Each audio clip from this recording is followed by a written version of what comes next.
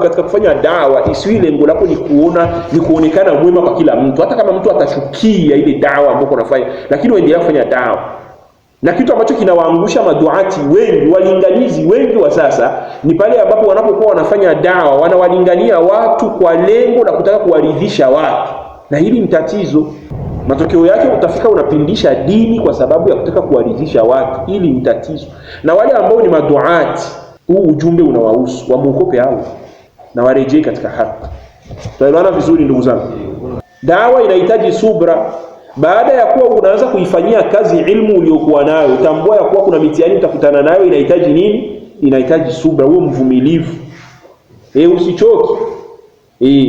Ni jambo nzito. Ni jambo nzito. Ile ambapo unakuwa kuna waongoza watu lakini unakuwa na kiburi, binauma. Lakini unalazimika kupambana. Mmebeba maana kubwa. Kazi ya dawa sio kazi ndogo, mmebeba kazi kubwa. Kazi kubwa sana sheikh.